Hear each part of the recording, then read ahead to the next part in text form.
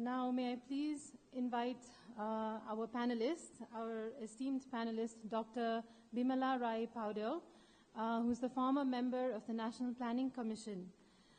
She is a policy expert, an academic, program designer, and an impact evaluator who specializes in the field of rural livelihoods, gender equality, social inclusion mainstreaming, and natural resource governance. She's also the secretary at the Personal Secretariat of the President's Office responsible for Development Affairs, member of the steering of the Office of Millennium Change Nepal. She's also the president of Women Advancement Program of the Government of Nepal. May I next invite Dr. Sachinder Satpathy, who is the former director of Climate Change Division, Ministry of Environment and Forests, India, and he now works as a policy advisor. It is my pleasure also to invite Mr. Brian Dawson, who is the climate change advisor for the Australian Department of Foreign Affairs and Trade. He has 30 years of experience in energy and climate change issues and has worked for international and regional organizations as well as for the Australian government.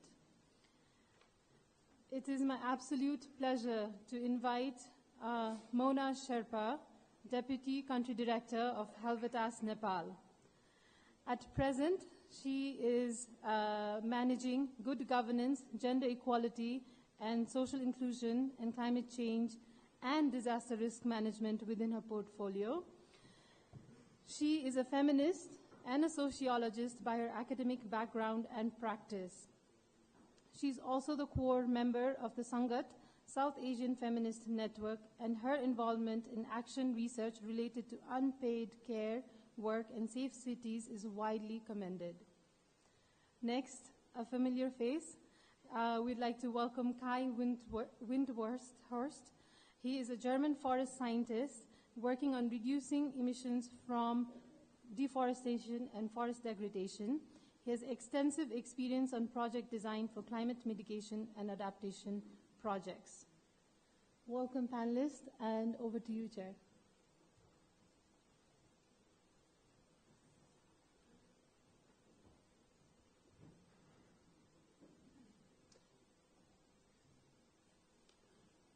Thank you, Kanchan. And good morning, friends. As you have seen that Kanchan was introducing the panelists, that we have a very, important panelist of diverse experiences. They are in the policies, they are in the climate change, they are the forest scientists, they are on the gender issues. Now this session is basically on the large-scale actions. And that itself indicates that what we are talking about, the large-scale actions in the Hindu Kush Himalayas, and we have to bring out certain solutions and the ideas.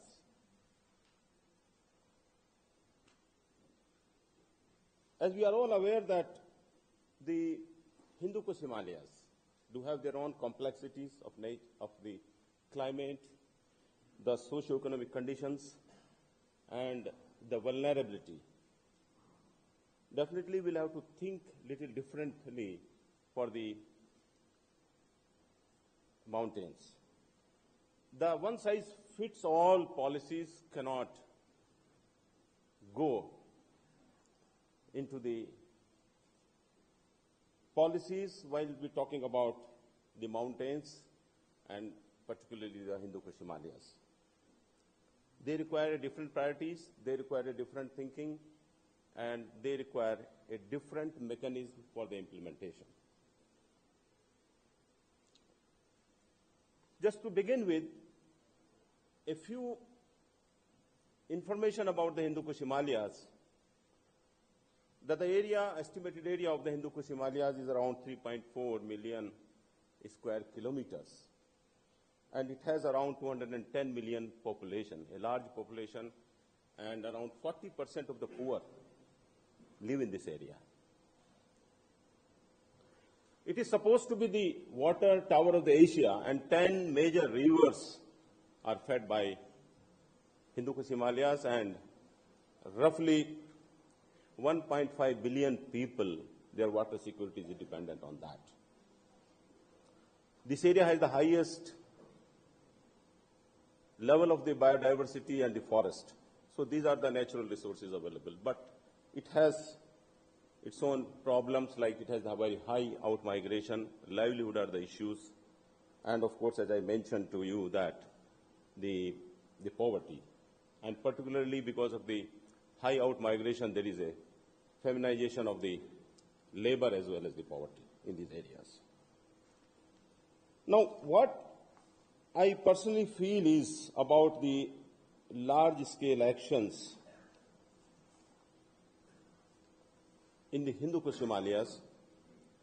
I have been seeing the last 2 days' discussions, and some issues have cropped up very well in it. Can we think of some kind of a regional cooperation in the Hindu Kush Himalayas? Regional cooperation could be some kind of financial support for the initiatives in the Hindu Kush Himalayas. It could be the regional knowledge systems, particularly for climate change and green hydropower and disaster management, because the entire regions suffer.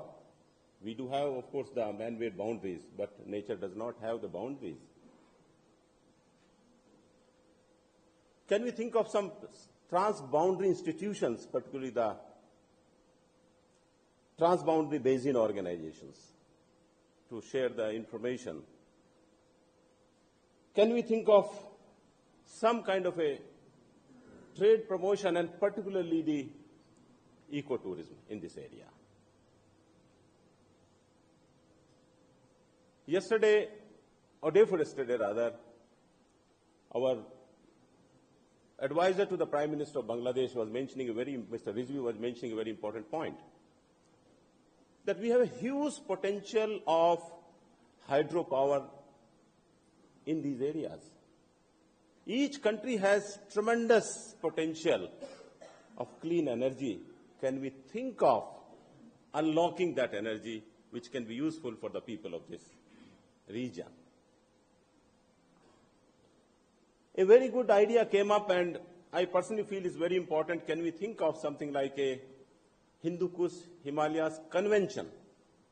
Like we have a Davos Convention, can we think of a Hindu Kush Himalayas Convention which brings out very clearly the important issues and concerns of the Hindu Kush Himalayas, and it can be flagged very well and discussed at a higher forum, and it could be this one.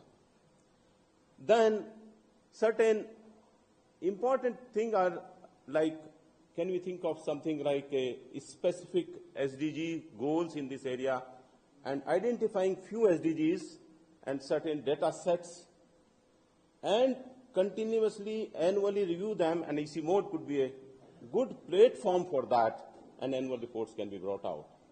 So what I thought we initiate this discussion. Now the panelists will speak about 5 minutes each and bring out those issues, and then we take the questions, and finally we'll sum up that. So now I invite our first panelist, Dr. Bimla Rai, to say a few things.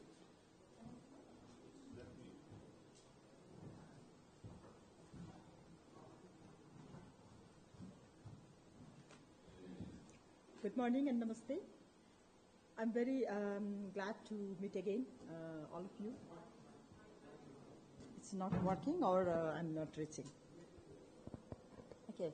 I think today's session is very, very important, because we have seen in last couple of days, we have seen a lot of innovations. We have heard about regional initiatives. We have heard about national initiatives. We have heard and we have seen a lot of innovations outside. But unless these innovations are translated into action at a large scale, it's very difficult to achieve the goal. So resilience building, especially related to climate change, requires large-scale actions. Sometimes I wonder the scale of effect that climate change has in rural communities is much more larger than what we are doing in terms of innovations and actions. So I think we need to, reach that scale, at least to reach that scale of damage to overcome. So in that sense, we were given basically one question. What has been the learning of large-scale actions? What were the enabling and constraining factors, so that we can learn from those? So my views is from Nepal, as being in Nepal, what I can see is, and Nepal's experience has also influenced regional experience. That's why I want to take this opportunity to highlight the successful campaign of community forestry as one of the large-scale intervention that was successful in Nepal related to environment. Why community forestry was successful in terms of environmental conservation, in terms of conserving forest and sustainable management of forest? Why it was successful?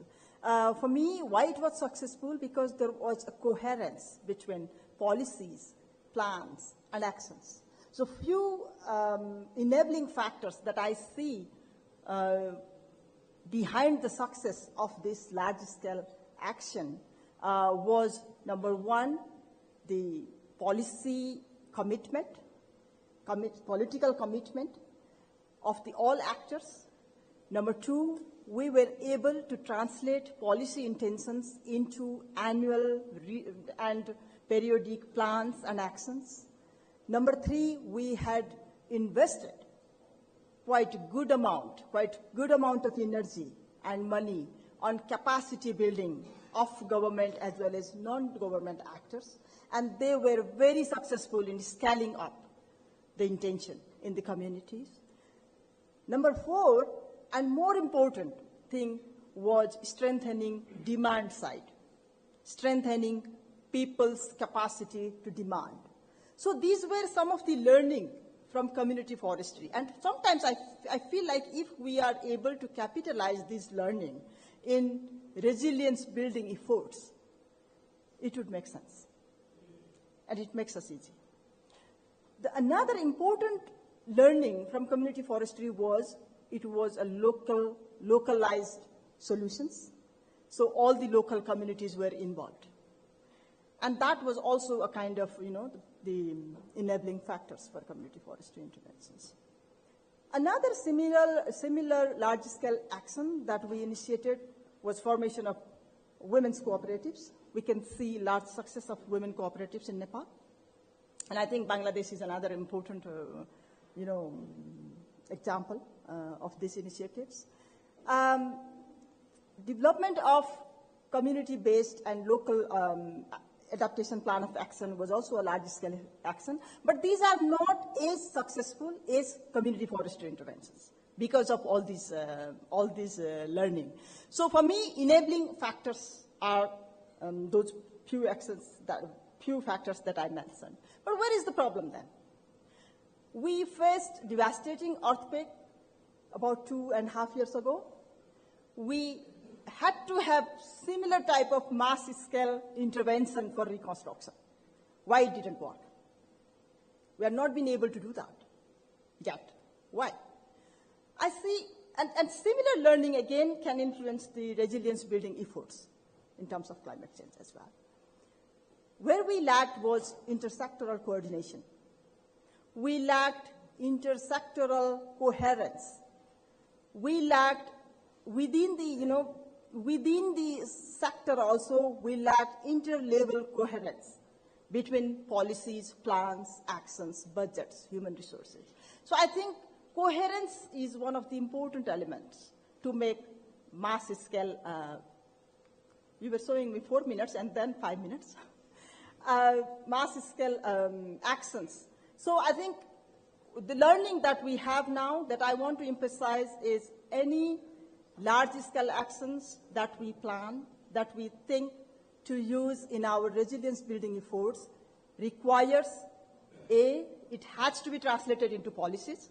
We have a number of small innovations, but unless these are translated into policies, plans, actions, and backed up with appropriate level of investment, it will not create large-scale impact that we need. So the first action is actually how to link these innovations and how to reflect these innovations into policies, plans, and actions. The second, local level peoples and their organization, strengthening demand side. Third, capacity building of government as well as non-government actors. These are range of learning that we can think of and we can, use in our large-scale action. So that's what I can see. And replication of learning is important. Even within community forestry, sometimes I think community forestry has resulted in number of good learning, and they are not replicated into other forms of forest management modality. We are not, that enthusiastic to learn and replicate the learning. So I think this is also one of the important aspects that we can think of while thinking about large-scale action. Thank you.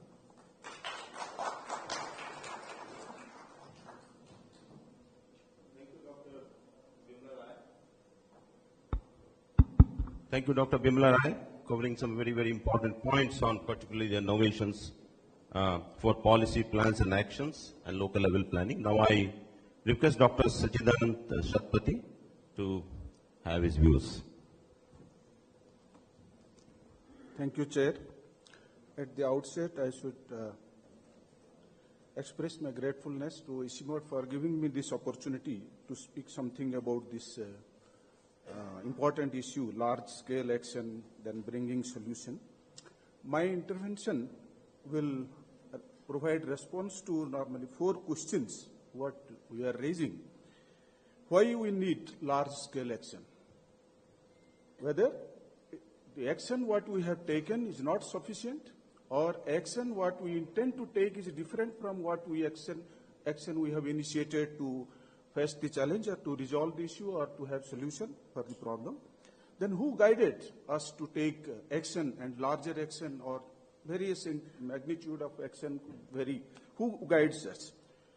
There are several instances from international responses and national responses, local responses.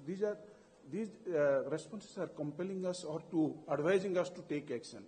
International, from 92 onwards, we have been talking that 3 conventions are addressing to human life, human value, that climate change, UNFCCC is one of them.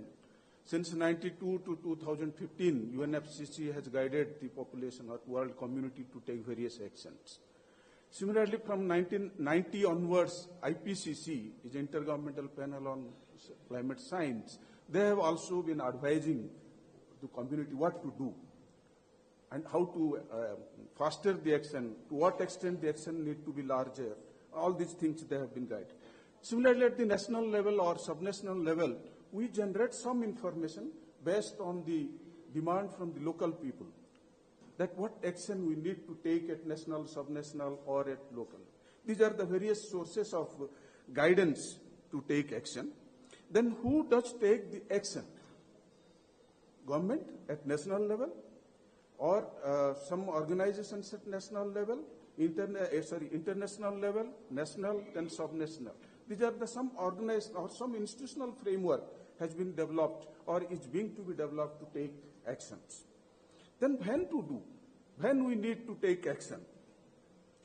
Actions, it doesn't wait till you be guided again. It has to be taken immediately based on the need of the population or the human system. In this context, just I will explain some of our Indian experience. In 2008, based on science of IPCC 2007, India prepared its National Action Plan, addressing both the issues, mitigation and adaptation. And adaptation comprised agriculture, water, and more specifically the Himalayan ecosystem, the sustainable Himalayan ecosystem, to address the health of ecosystem of Himalayan mountain, at the same time the movement or the status of the glacial systems. And another mission was also initiated by Government of India, that is National Mission on Himalayan Studies, to strengthen the scientific assessment and studies in the Himalayan region. That mission, all the 12 states, they are encouraged to undertake studies on Himalayan, on different aspects depending on their need, because 12 states covering the western part of the Himalaya, central and eastern part. That's why the issues are divergent Accordingly, it was aimed at to have different types of studies to tackle the problem of the present situation of this Indian Himalayan region. And some other initiatives, in addition to the national missions, as I mentioned, from 2014 onwards, our new government has initiated that most popular mission is Swachh Bharat mission. Then another integrated development of horticulture mission for northeastern region particularly. Then Paramparagat Krishi Vikas Yojana, it includes Himalayan, though it is for across the India, but most specifically Himalayan region also focused. Similarly, soil health and agroforestry development. Then food security is one of the important, and it may be called as largest action taken. Then Government of India, again initiated through its Ministry of Agriculture, National Initiative on Climate Resilient Agriculture. It has been working phase-wise, and they have identified around 550 vulnerable districts. They prepared the vulnerability map of all districts.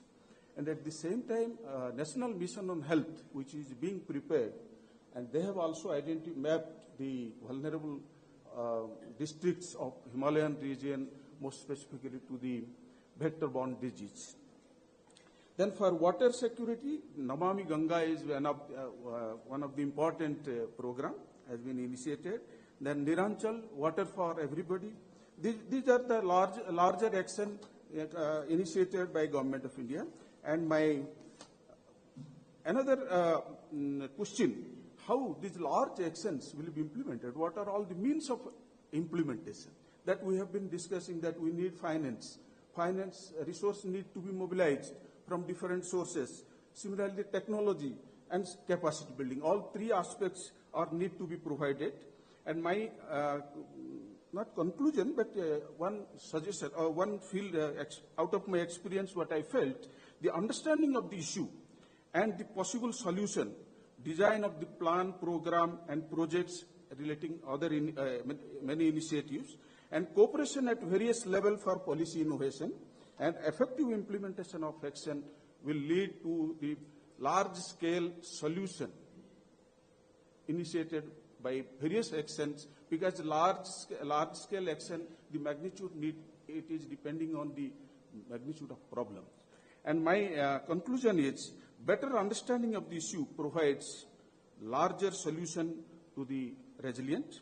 And here again, I remember to our former minister, who is no more, he has always inspired the public that largest action is the people's movement on all issues. That will solve our problem and make us, including Hindu Kush, resilient to any change. It may be climate change, or it may be non-climate change, or it may be due to any physical or biological changes. Thank you.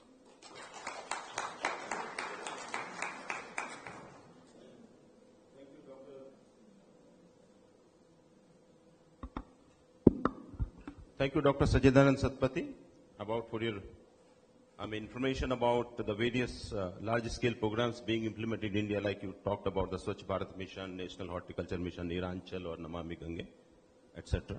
It's a fact that until as the people are part of that movement, we cannot really make the things to work and rather sustainable. That's important. Now I request Mr. Brian Dawson to give his remarks on this issue.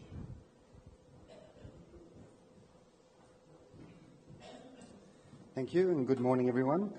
When Kanchan said to come along and talk about scaling up resilience, I thought, it's going to be interesting, because to actually get examples of good scale-up across the board, they're few and far between. I mean, there's been mention of community forestry, etc., but generally it's a difficult thing to do.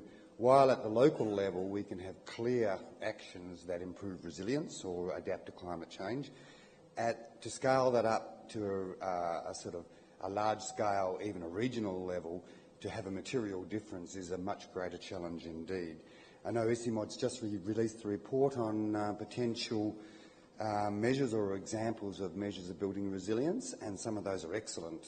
And if you haven't read the report yet, I really recommend you do. But to get those moving from the sort of village level to a much broader uptake is definitely a challenge. So one of the things that's quite clear in a lot of the debate on, sort of resilience building, it's very much focused on the rural village level.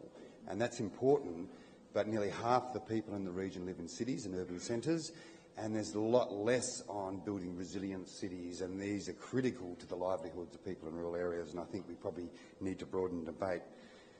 I'm just going to say 3 areas where I think are necessary, not necessarily sufficient conditions, but necessary conditions to enable scale-up.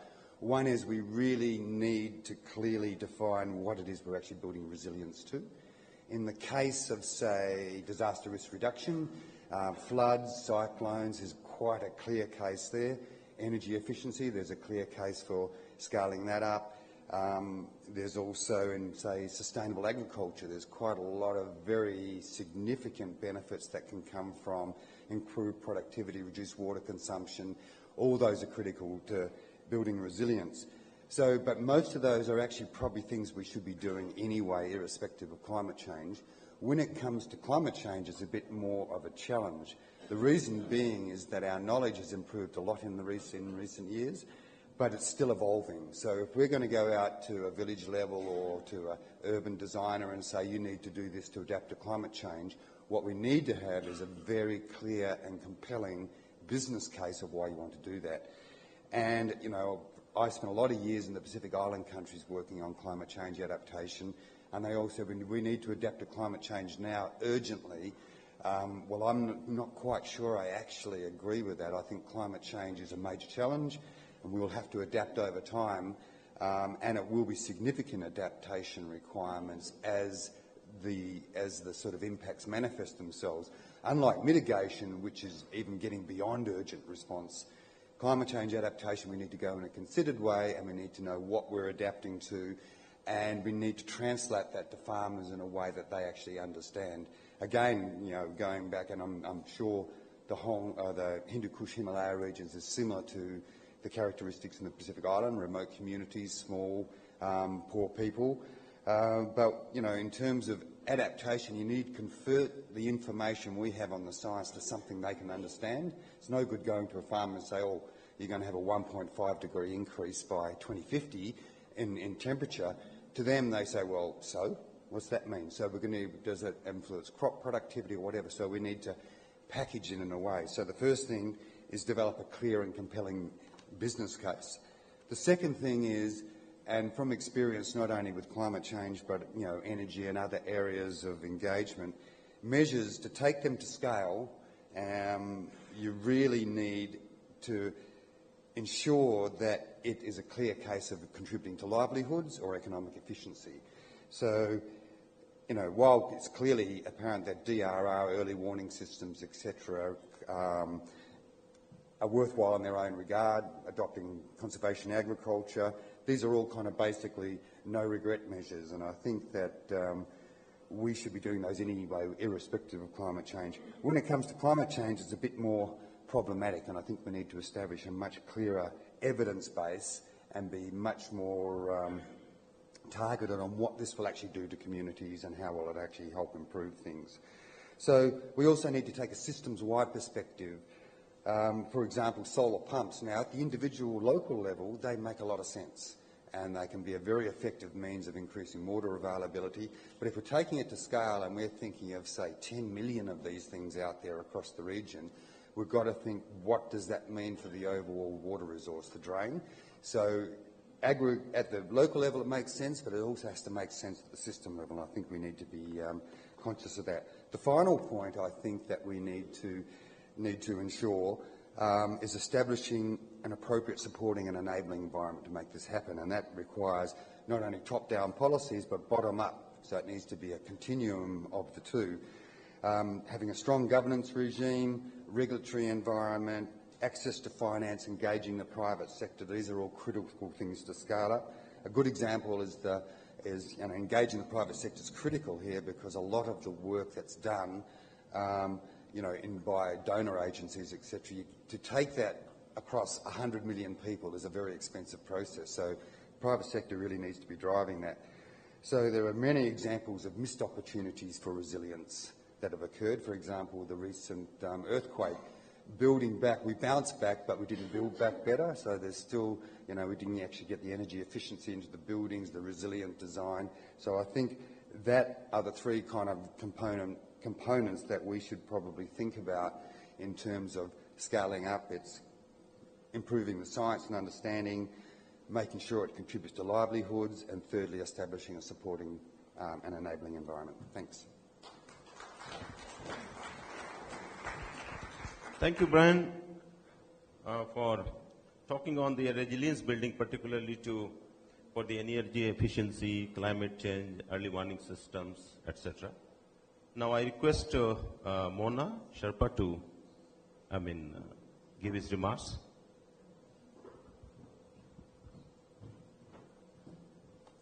Thank you, Chair, and the ICIMOD for this opportunity, of course. I was asked by Kanchanji to specially share some of our successful case studies or experiences on large-scale efforts, and what are the challenges that we have faced so far, what sort of gap we have seen there, and what sort of lessons we can drag out of our intervention. So given the time limit and everything, I'll try to be very focused, and this is just like a teaser for you to know more about these large-scale interventions that we are engaged in. You have to visit Helveta's office or go to our website for the detailed work. So Helveta's, right now we are working in 6 program areas: food security and nutrition, integrated water resource management, economic growth, and decent employment. These are the main thematic areas, but along with it, there are 3 cross-cutting areas, which is gender equality and social inclusion, good governance, and climate change and disaster risk management. It works in a very synergetic way so that, these programs are not working in different silos or different cocoons, but then they collaborate and cooperate with each other to have a larger impact. And that's how we function. And the program are designed in such way, not much driven by the log frames and the quantitative indicators alone, but then more engaging with the community and see how we can address the issues of community through these interventions. So some of the examples are like the sustainable soil management program or practices, especially in the hilly slope, which very much focused on crop diversification and soil management, which ran for more than 12 years, was a very successful model. Riverbed farming, especially for the landless people who are basically left out, and then giving opportunity to engage in livelihood interventions, especially in the riverbeds, which were just left behind or left out. And also focusing on sustainable land use was another experience. Farmer Business School, where we engage with the marginalized community and especially the farmers who engage in everyday subsistence agriculture but are left out, especially women. 60% of them, they contribute in agriculture, but then they do not hold any asset or they do not have use or ownership, towards land and resources. So engaging with them and giving them new hope, new ideas, new skills through this Farmer Business School is also another intervention. Alternative irrigation promoting nutrition, cash crop, and diversified livelihood. Water resource management and providing water security to vulnerable communities, especially engaging with the government and the citizen or the community. We have introduced this here in Nepal, and then for this we have also collaborated with ICIMOD, but then this effort has also gone beyond Nepal in Pakistan, Kyrgyzstan, Bangladesh, which is working on water use master plan, where we work along with the government, with the community. There is an entire process of how to engage community, how to bring out the needs of the community and build that in the plan, working along with the government. This is also another area. Especially after the earthquake, many times when the disaster happens, people very much focus on humanitarian ground or humanitarian relief aspect only. But we thought, especially after earthquake, here in Nepal, we thought it is an opportunity for us to have a very synergetic effort of humanitarian and development aspect. And especially when we got into reconstruction and rehabilitation related work, that is where we try to bring in our knowledge and expertise of development aspect so that, it helps the community to build their resources, their agency, their capitals again. and we are very much focused in Sindhu-Palchok area, and we can already see, some of the impacts of it. And agriculture diversification, building market system, especially like, promoting value chain to foster, the livelihood are some of the examples. Now, what worked when we engaged in these large-scale efforts are, we knew that we didn't have all the qualities or all the competency within Helvetas alone. So what we did is we engaged with different actors. So bringing in these different actors together and having collaborative effort was the one of the component.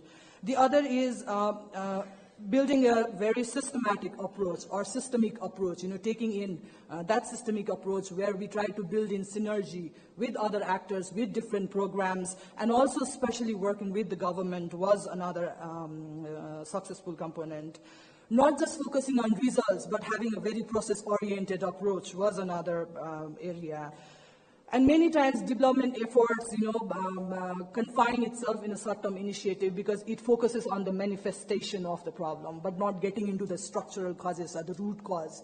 And when you want to work on the root cause, it is very important that you engage with the people and the community. And that is where we focus. Going or like exploring beyond the box was a thing. And then I could see the person from Kunming University here. We also engage with universities so that we can build the fusion between a scientific knowledge and the practical, knowledge. And that has been our added responsibility. She has said that the time is already over, but then one major gap. There are several gaps, you have already talked about it, but one major gap which is very important for me to spell out here is these days, development organizations and others also, we are not able to get into large-scale efforts because there is a very limited commitment from the donors and the government side too. Because large-scale effort needs large-scale investment. And what we have increasingly seen is development agendas are very much guided or driven by the political agendas. And that it swings, and not just swings in a small way, but then swings from left to right. And that really impacts our work, and that is where we really need to focus. The other thing is, we did listen about engaging with women and the marginalized community in the morning session also. What happens is engaging with women and the marginalized community, disadvantaged community, very much like, are confined in the conferences and the workshops, but when it gets into the action, we forget them because we very much focus on the technical aspect and forget in building capital, social capital. So unless we bring in these both technical and the social aspects together, invest on both physical and social infrastructure together, we cannot have this large level, large scale intervention which really brings changes in the lives of people. Thank you very much.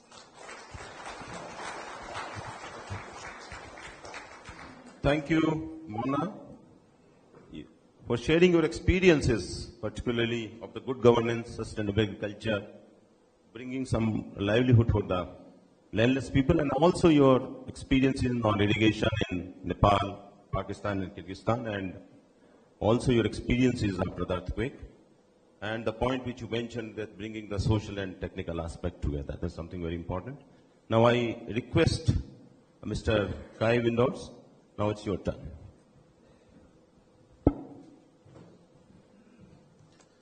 Thank you very much, Chair. Everyone gathered here, beautiful good morning. Large-scale action, the largest scale action that we need at the moment on climate change. We have a huge business planning operation going on every year, or people are negotiating about the climate and a business plan for this world. And translating this business plan into various sectors, into various governments, into various local actions. The question is, what large-scale actions for the HKH come from that mandate on reducing emissions from deforestation and degradation? We have that mandate through the international negotiations. What is the business plan for the HKH on forests and the interactions on land use, on agriculture, on energy? What do the national governments look at when they hear this talk, when they hear this long-term plan of reducing emissions for our planet. And so this vision that is there in the negotiations, that vision that we need also for the HKH, I think many of the points have been negotiated to the end, especially for reducing emissions from deforestation and degradation. We know the technical capacities. There is a mechanism saying there is results-based finance for nations that actually reduce emissions. Now, how is it in the HKH? Where are the hotspots in emissions? Where are the chances, and where do we need to act on a large scale? Of course, with vision without execution is detrimental to our planet and our own well-being, and especially when the answers to achieve this vision are there, scientifically sound and robust, very clear for us, but not used or ignored. We are 10 years down the line in RED+, reducing emissions from deforestation and degradation. Everything is very clear in terms of procedures, technical issues. But despite that, for a decade, global tree cover loss spiked last year again. And also in the HKH, the trend is still there. Agriculture, developmental issues, infrastructure issues, how do we balance that? How can we actually get the large-scale action balancing with a large-scale action in agriculture, with a large-scale action on energy investments? We have example of large-scale action in the HKH. Bhutan pledged that 60% of the forest cover will stay. And there was a vision behind that, a political will behind that. And, of course, it was translated, and now to the other parts, to the administrative parts, through the government, through local institutions, and, of course, to the ground as well. So how can we do this in the other countries? Or why can't we do it yet in the other countries? So the key lessons from RED+, bring in the cross-sectoral planning, bring in the other sectors and let them understand there is a balance to be had. Then, from the scientific part, it is very clear that RED+ has a pillar of measurement, monitoring, reporting and verification. What does that mean? It's a call to scientists, a call to government agencies and also everyone who is working on projects in forest, in agriculture, in soils, to really be able to report back, to really engage with the policymakers. Here, with the administrations, this is what we achieved. This is a part of your national target, your nationally determined contribution to fight climate change. So, of course, a rigorous system needs, as we heard, investments, budget. So it is not just the forest sector. And the last part is we need a good governance aspect, and we need to have it mainstreamed in the legal system. It is the discussion on safeguards, gender inclusion, which are important. So let us see in the HKH that it is possible, that a vision can be achieved and will be achieved. Thank you very much.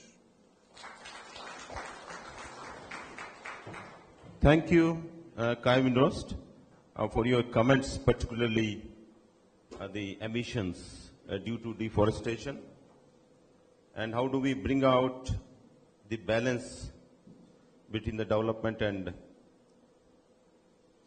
these areas and the emissions, and what are the hotspots where you mentioned that there should be large scale actions are required. Thank you so much.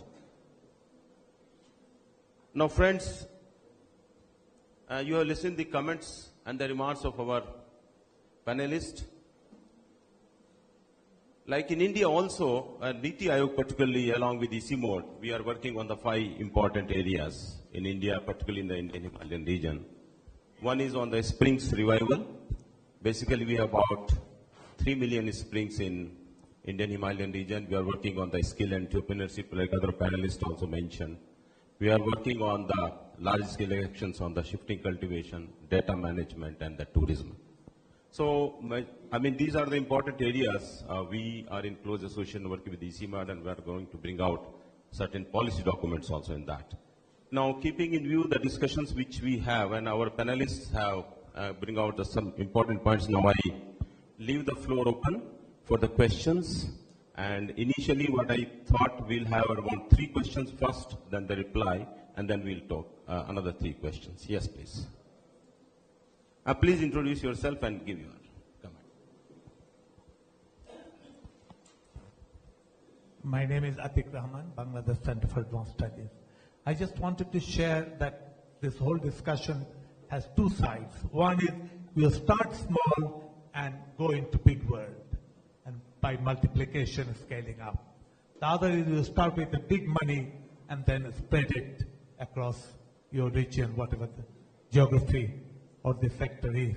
I'll just share with you the small story about the solar energy, solar photovoltaic in Bangladesh. Right now there are 4.5 million households which have solar energy in Bangladesh. Each evening, about 4 to 5 hours of additional time the women and the children get.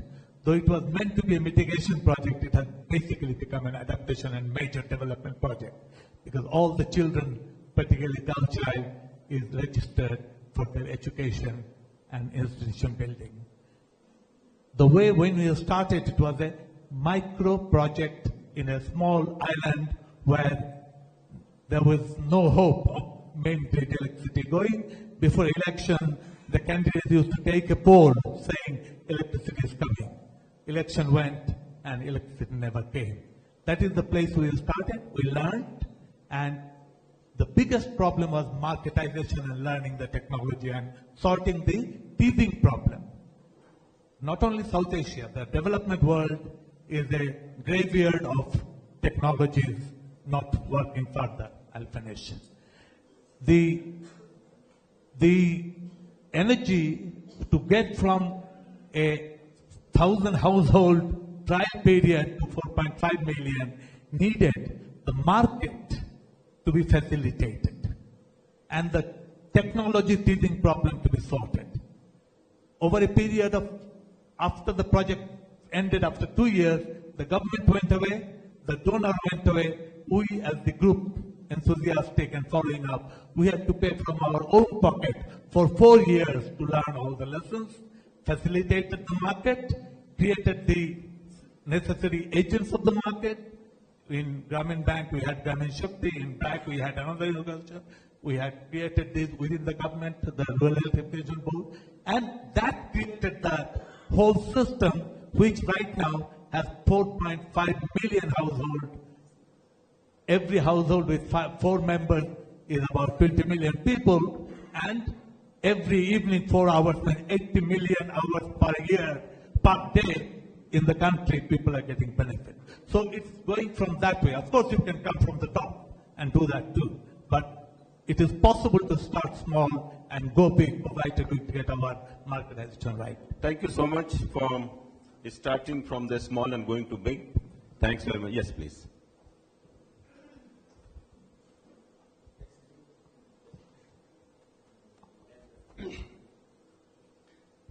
Thank you very much. Just give me a little bit more time, because as a director working with the SAC Secretariat here in Kathmandu, I have some experience. But I don't have any technicality because I'm not expert on this thing. I'm not specialized in technical on this time issue under our discussion today. Or for 4 days. Actually, I'm looking from the different angle for the theme under our discussion. That is, as different panelists and different speakers pointed out, it is a very, very important issue, especially for regional cooperation we have. For every effort we undertake, we need some regional cooperation or locally good governance. Without regional cooperation, we cannot implement any policy, any project we undertake.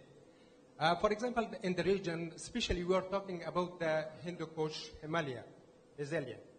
We are talking about the South Asian countries, about South Asian region.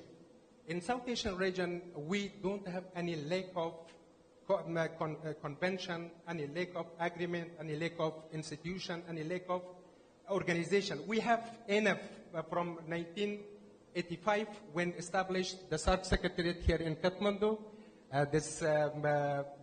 Everybody knows, especially the people here working for a long time. Actually, the SARC and different agreement on the regional cooperation. Especially, we have also one regional center. Everybody knows about that. I think it is, especially our colleague from India, they know it is best, this environment and disaster management center. It is best over there. They have some projects and plan to develop the Hindu Kush Himalaya resilient. Just a second for me. And also they have some agreement over there, but they need one thing. It is very important. Some government, from government side and government representative sitting over there. Also, I'm from foreign ministry. I'm from the government. We should admit, we should acknowledge the lack of political will behind the implementation of every commitment. We have a lot of commitments, but we lack political will. At least in South Asia, it is not palpable. Whenever we are moving a little bit far away in the European Union, they have good governance to some extent. They have good implementation, political will. In the Southeast Asia, ASEAN, we have also some kind of palpable implementation of projects. But unfortunately, let's to acknowledge here, in South Asia, it is lacking. It is lacking. We need, unless government institutions come for the salvation of these projects, we cannot be successful. Thank you. Thank you very much. And it goes beyond doubt that a political will is a must. In fact, the panelists also brought it out. Yes, ma'am. This side.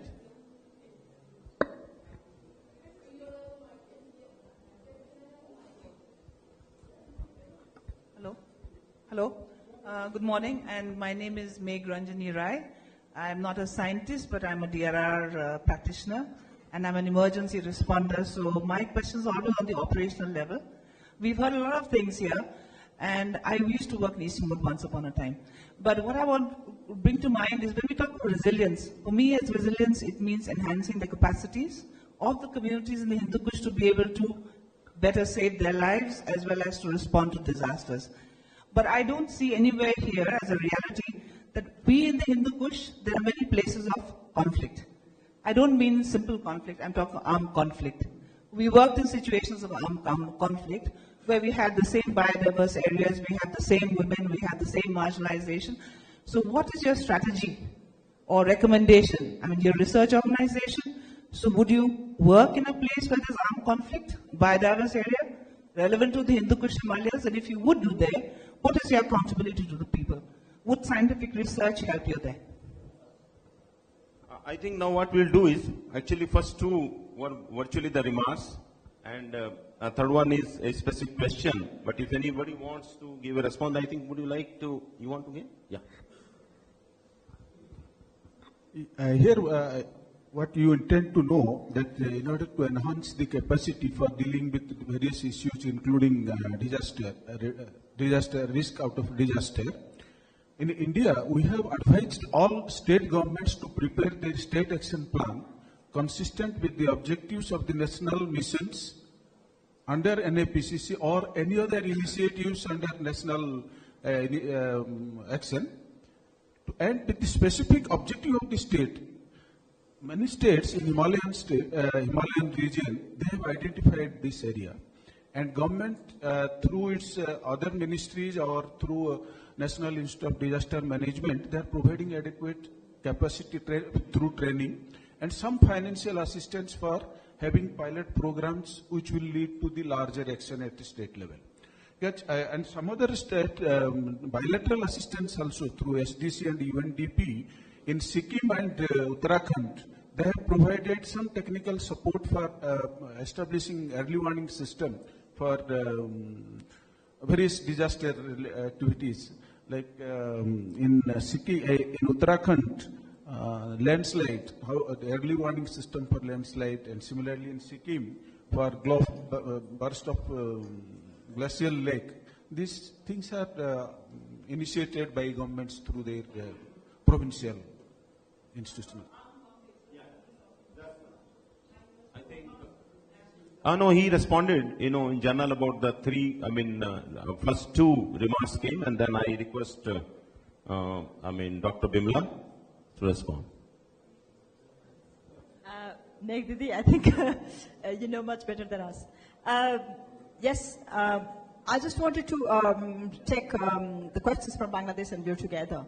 I think whatever the case, if we start from small or big, it's always important to strengthen both supply and demand sides, and that I link to you as well.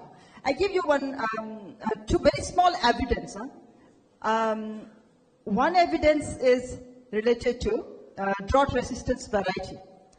Drought resistance variety was produced and developed by National Agriculture Research Center. Radios, newspapers, government, non-government actors, everyone appreciated that the NARC had produced drought resistance variety. And that news went to the far western regions also. People heard about it. Farmers were very, very happy.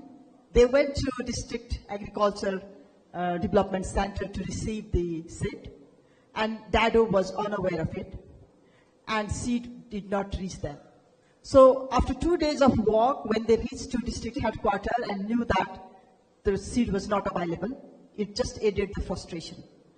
And that gives you a reason of why strengthening supply side, strengthening the service is more important for the large scale actions. Just opposite of that, there is another evidence. We allocated a significant amount of money to strengthen women's cooperative throughout Nepal, and that was to diversify livelihood options. The money at the end of the year returned back to Central Treasury. The reason was that women were unaware of that money that was allocated by central government. Demand side was not heard of. Women were not aware at all. This requires, that gives another perspective that you have to have people aware of the situation. Now responding to Megdidi's concern about whether we work in, conflict-affected areas. As I said earlier, the government and also the non-government actors cannot deny the fact that, you have to work in all the situations, in every situation. You have to work around the conflict. You have to work in the conflict. You have to work for the conflict. So it's important that we have to work. But one of the best way to work in those conflict situations is, again, to strengthen people's organization, to strengthen local organizations and work through them. It's not possible for the Kathmandu-based organizations to deliver in the conflict-affected area. So that is one of the learning that we have. Thank you. I'll just respond to you on this. Like in India, we have around 88 districts which have been identified as the left-wing extremist district. And I just want to, I don't want to go into detail about that program, but how we are tackling that. Like Dr. Bimla said, absolutely there is no doubt involving the local people. Now what's happening, we have certain specific dispensations made for those areas in allocation of funds and for the development priorities in those areas. Then at the local administration level also, certain discretions have been given. Like if you want to construct a road in a left-wing extremist area, you won't get the contractors there. So it has been, consciously delegated to the local administration that you can, can call anybody, and whatever the government rates are, you can entrust the work. So you do not go into those formalities. Second thing, we have a specific plan for these districts where we give the additional money to the local district administration, and as per the priority and need of the local people, they decide it.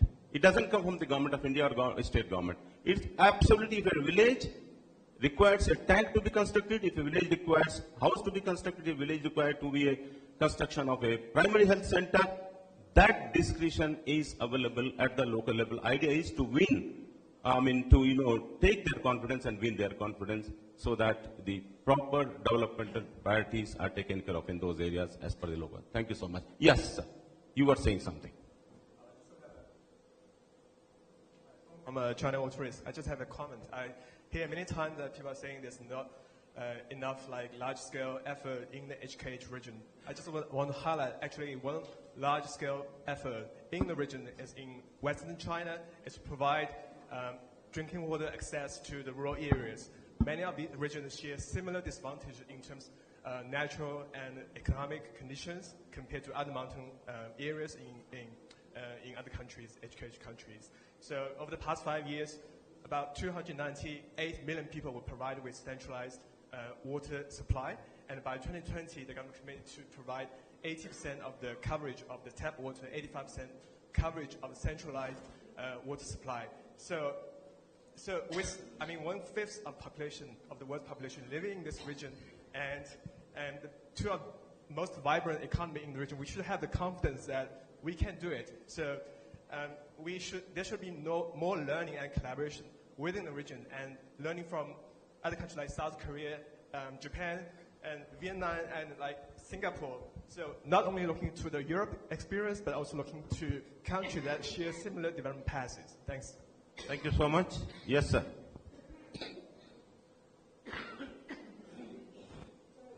Sorry. My name is Munir Ahmed. I'm a policy advocacy communication consultant from Pakistan. We're hearing various resilience things, water security and energy and other things. But I believe we also need to talk about brand development for the mountain products and providing linkages and what could be the strategies for such kind of initiatives. And the second thing, I just heard about SARC as well. SARC is not only the political will. I wrote several times emails to SARC Secretariat and nobody replied to my email. I think will to work is also needed. Thank you. Yeah, please. Well, I would like to bring in the science perspective. If you look at IPCC, it talks about two types of resilience measures. One, what it calls incremental, that is short term. Other is transformation, that's long term. This session is about, I thought it's about long term, large scale, transformational initiatives is required. I want to hear what are those long term, transformational adaptation resilience initiatives for HKH. The reason I agree it's a challenge. Firstly, most of the ecosystems are degraded, or the Himalayan ecosystem, number one. Number two, climate change will impact them. The science says degraded ecosystems are more vulnerable to climate change than the pristine or well-maintained ecosystems. We still don't know in science how climate change impacting on degraded ecosystems, what will be the result on agriculture, water, forest, biodiversity, and so on. We need to recognize a lot of uncertainty in science. We should recognize the need for good science assessments, impacts, vulnerabilities, before we talk about large-scale transformation changes. Thank you. Thank you. You want to say something?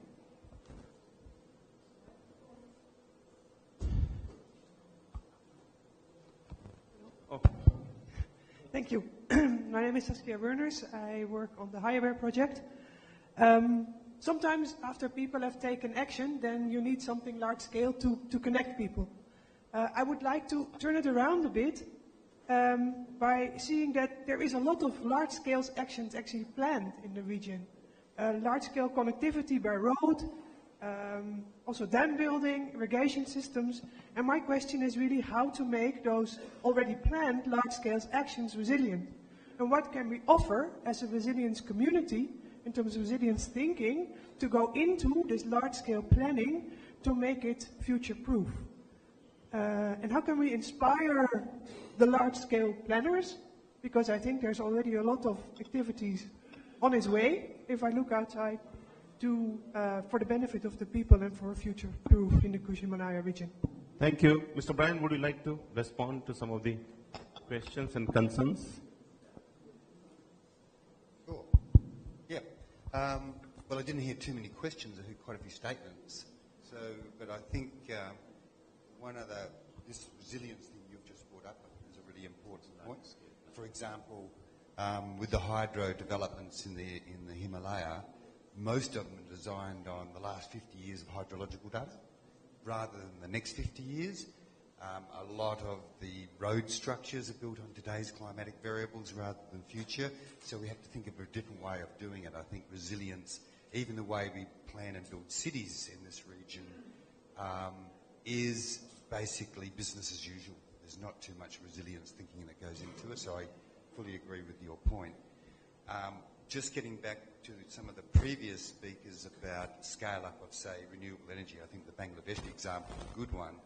One really good example that's happened in Pakistan and India and starting in Bangladesh is the small-scale portable PV lanterns. We work with IFC running a program. The original target was to reach 3 million people in 6 years, and we've reached 8 million in 3 years. And it's all run private to private. Most of the village level things run by women entrepreneurs. There's no government subsidies, and I think these are some of the elements. If we're going to scale up, we've got to have something that really is worthwhile to those that are actually receiving the equipment. So that's all I'll say. Thank you. Mona, you want to have a reaction on that? I would like to build on what Bimlaji said. You know, the main mantra for any sort of large-scale sustainable effort, I would say, you know, as I said earlier, building social capital and engaging with them is very important. But then when I say that, you know, involving community in this whole planning process and not just coming up with the effort which is like, you know, driven by the political agenda or political interest, but on the building on the interest or the need of the people is very important. Because if you do that, then community owns it. They take that legitimate action comes out of it. If it doesn't address the need and the desire of the people, of course, it will just remain as the project with those log frames and the quantitative, you know, numbers and things like that. As I said earlier, this systemic development is also something like where we have to be very much focused on. So when I say that public investment with a very concrete governance system, you know, having system in place, clear roles and responsibilities of the government, but also of the people, who holds what kind of role and how it will be taken care of, not just looking at the theoretical aspect of the intervention, but how it's run, you know, what are the operational aspect of it, and how to put that in place in a systematic manner. You know, many times we forget the small action points which takes the thing, like, you know, on. And if we focus on all those things and with the engagement of people, that, you know, that agency building of the people, it can go on even after our project or after our initiative gets over. I just want to add only one or two more points on this. I give the example from India itself. Like we, as I was mentioning, for the Indian Himalayan region, we had around 5 million, roughly estimated 5 million springs. I mean, total springs in Indian Himalayan region is around 3 million. Now, the most of the irrigation water comes from these springs, and in the Himalayan region, we have only 11% irrigation. And out of 11%, 64% comes from the springs water. Now, the question is coming that we have a program called Watershed Development Program, which talks from the ridge to valley. But spring shed is something different. You know, it could be, you know, it need not be vertical, you know, treatment. It could be sometimes horizontal treatment of the areas where the springs, basically originates and where it goes to. Now, what's important is that we need to have, particularly in the Himalayan region planning, that what are we going to with the springs and how to make them revive, and have a program, something like a spring shed management program, which one of our state like Sikkim has been doing that. Second thing is, as Mona was mentioning, that basically livelihood security for the local people is very important, and tourism is one area where huge potential is available for providing the livelihood to the local people plus the youth, and we will involve the youth. So we could think of having some kind of tourist circuits in the HKH region itself. It could be the rock climbing, it could be religious tourism, it could be, different kind of tourism could be organized on that. So with these few remarks now, I have another 4 or 5 minutes left over, 1 minute each to our panelists if they have the last few 1 or 2 sentences. Yes, sir.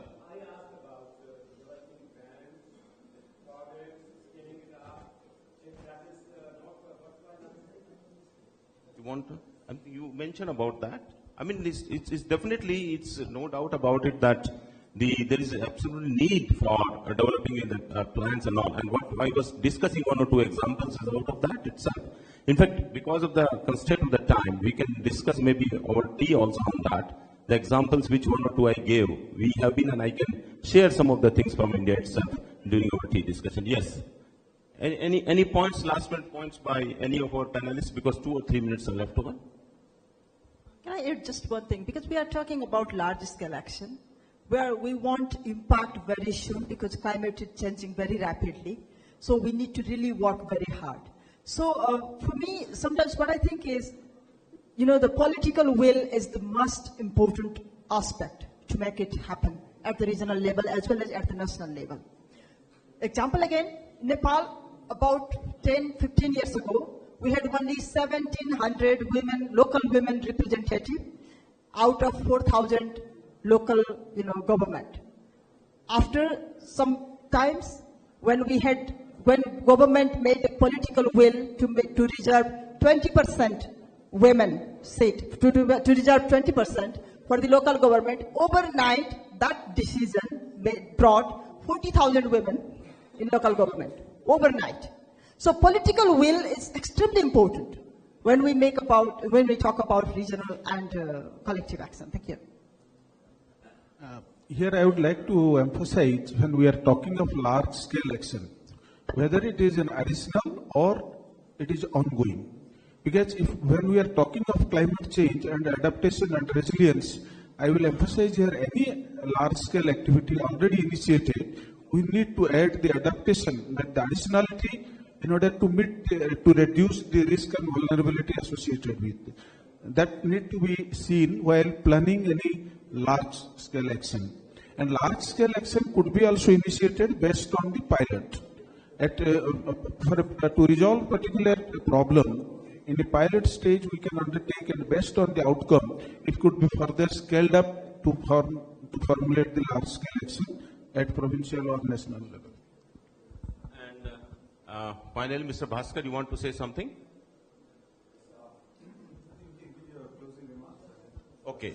So, thank you, friends. It has been a very nice and very informative and good session, and a lot of issues have been brought up here about the large-scale actions. We talked about resilient ecosystem. We talked about the planning, large-scale planning involving the local people, and some of the questions also came how we are dealing with the armed conflicts in that area. And we have discussed many things about the policies. Of course, this is such an important topic which requires, 1.5 hours cannot be sufficient for discussing, and we'll have a lot of time over the tea time also to discuss some of the issues. And some of the experiences what Mona and others have brought out during this session. And our friend has talked about basically, being a forest, scientist. He talked about the emissions and how, these impact these Hindu-Kush Himalayan region. Thank you so much for your patient hearing, and over to Mr. Bhaskar. Okay, thank you. Coming towards the end, first and foremost, I would like to thank the chair and all the eminent panelists. I would also like to thank Sunita and Sanjeev for taking the rapporteur's note. We will be sharing with you shortly. And we have a small token of appreciation from it's a scarf from Pashmina. With that, we would like to hand over to you.